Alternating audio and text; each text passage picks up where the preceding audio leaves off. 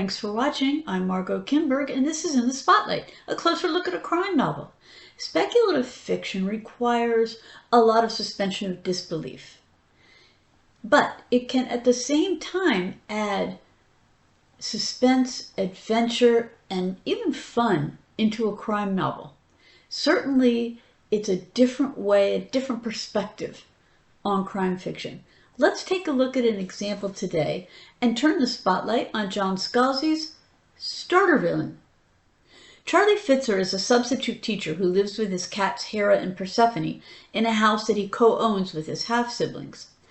They're eager to sell. Charlie wants to stay where he lives. His goal is to buy a local bar, but he's not a good credit risk for the loan he needs. Then everything changes for Charlie. His beloved uncle, billionaire Jake Baldwin, dies. Baldwin's assistant, Matilda Morrison, approaches Charlie with an irresistible offer. If he attends his uncle's memorial service, he'll get enough money from his uncle's estate to buy the house and the bar, settle his debts, and so on. Charlie agrees, thinking that it can't be that difficult. He's wrong.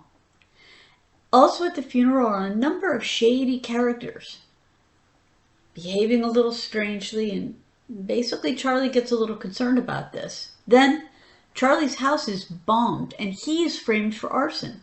To escape the danger, Charlie and Matilda head for St. Genevieve, Jake Baldwin's private Caribbean island. Charlie soon learns that his uncle's successful parking lot business was a front, actually, and that Jake Baldwin was a supervillain. His rivals, Baldwin's rivals, are members of a group called the Lombardy Convocation.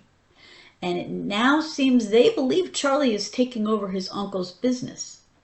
The members of the convocation put Charlie in their sights, but he's not without resources of his own. For one thing, it turns out that Hera and Persephone are genetically modified so that they can communicate with Charlie through text, and they are highly intelligent cats.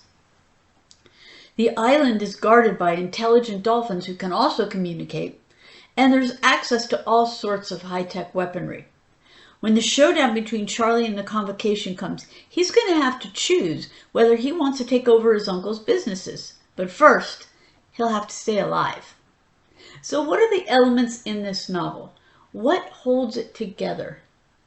Well, as I say, and as you can tell from the description, this is a speculative fiction, a speculative crime fiction. So suspension of disbelief is important. Readers are invited to go for the ride. There are talking cats and talking dolphins, a worldwide network of supervillains, and more. It's a thriller, too, so there are explosions, sudden murders, narrow escapes, and high-tech weaponry. The story is told from Charlie's point of view, first person, past tense, so we do get to know him. He doesn't have a very good relationship with his half-siblings and wasn't particularly close to his father.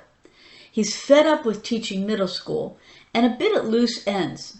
He's very much an everyman who's caught up in a situation for which he was totally unprepared. He's smart, though, and quick thinking. He also has a somewhat sarcastic sense of humor, and there is wit throughout the story. That humor comes out as he deals with the other characters. He's out of his proverbial depth when it comes to going up against supervillains and managing multi-billion-dollar transactions, but he's practical and sensible. As the story goes on, we gradually learn more about Jake Baldwin, and we find out why he chose his nephew, this particular nephew, to pick up the reins of his business enterprises. Secrets are uncovered, and we find that Baldwin was not what he seemed. Starter Villain is the story of an average guy who gets drawn into a web of high-level crime, billions of dollars, and a group of unsavory characters. It features thriller-like pacing and tension, wit, and a protagonist who didn't want to be involved with any of it in the first place. This has been In the Spotlight. I'm Margot Kimberg. Thanks for watching.